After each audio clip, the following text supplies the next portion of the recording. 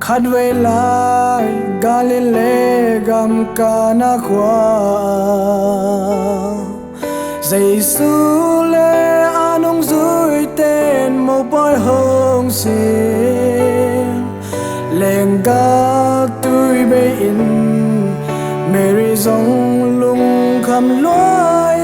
à bói na Giêsu kiang hồng câu ta hi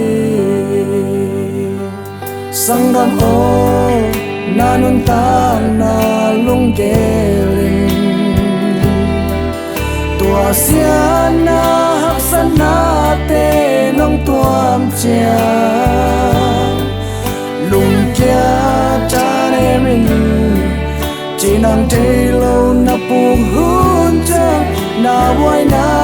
Giêsu kiang câu rồi no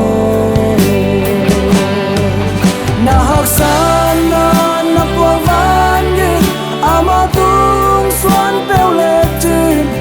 tuy xích dòng lên ga tôi xót sắc kề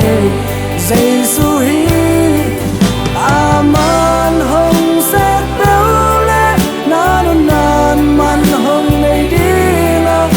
khum gió luôn tóc na hồng xót sắc đi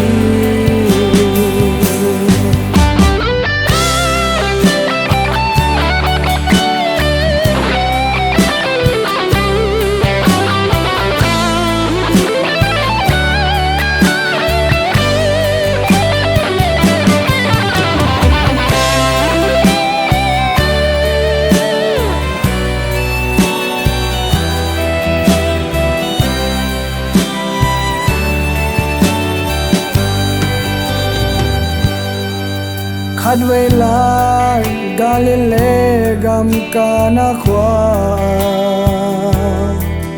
Giêsu lê anong dưới tên một bói hồng xin lên ga tôi bê in Mary dòng lung khăm loài à bói na Giêsu kiang hồng câu ta hi Sanggam o nanun ta na lung keling tua sia na hak san na te nong tuam chia lung kia cha ne min chỉ nang te lo na pu hun cha na boy na Giêsu kiang câu rồi no na hak san na po van yin ama tung xuân bèo lệ trên tuy xích dòng lên ga tôi xót sắc kề Giêsu hi aman hồng sắc bèo lệ nan nan man hồng này đi na khum gió nun tóc na hồng xót sắc đi na hak san na po van yin ama tung xuân bèo lệ trên tuy xích dòng lên ga tôi xót sắc kề Giêsu hi aman hồng sắc bèo lệ nan nan man hồng này đi na khum gió nun tóc na hồng xót sắc đi aman hồng sắc bèo lệ nan nan man hồng này đi na